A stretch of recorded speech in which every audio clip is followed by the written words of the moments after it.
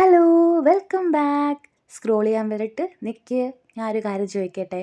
നിങ്ങളിങ്ങനെ ചിന്തിക്കാറുണ്ടോ, എനിക്ക് മാത്രം എന്താ ഇങ്ങനെ ഉണ്ടല്ലേ? അങ്ങനെയാണെങ്കിൽ ഈ വീഡിയോ മൊത്തം കണ്ടിട്ട് പോയാൽ മതി. നമ്മുടെ ലൈഫിൽ ഒരുപാട് പ്രശ്നങ്ങളുണ്ടല്ലേ? ചിലപ്പോൾ അത് ഹെൽത്ത് ഇഷ്യൂസ് ആകാം, റിലേഷൻഷിപ്പ് പ്രോബ്ലംസ് ആകാം, ഫിനാൻഷ്യൽ പ്രോബ്ലംസ് ആകാം, പഠിത്തത്തിന് പ്രശ്നങ്ങളാകാം, ജോലിയുടെ പ്രശ്നങ്ങളാകാം, അങ്ങനെ ഒരുപാട് പ്രശ്നങ്ങൾ.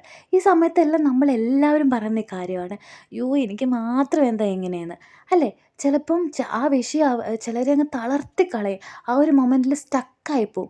ആ ഒരു നിമിഷത്തിൽ നിന്ന് കടന്നു വരാൻ ചിലർക്ക് പറ്റത്തില്ല. അങ്ങനെ തളർന്നിരിക്കേണ്ടവരാണോ നമ്മൾ?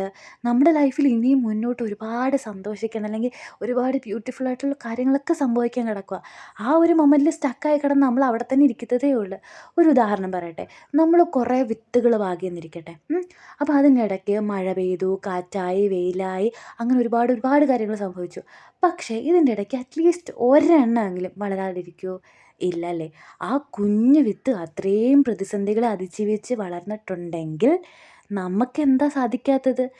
ഈ മറ്റുള്ളവർ മോട്ടിവേറ്റ് ചെയ്തിട്ടൊന്നും നമുക്ക് വളരാൻ സാധിക്കത്തില്ല. നമ്മുടെ ഉള്ളിൽ നിന്നൊരു മോട്ടിവേഷൻ വരണം. നീ ഇങ്ങനെ തളർന്നിരിക്കരുത്, നീ മുന്നോട്ട് വരണം. അതായത് grow through what ever you go through. Okay.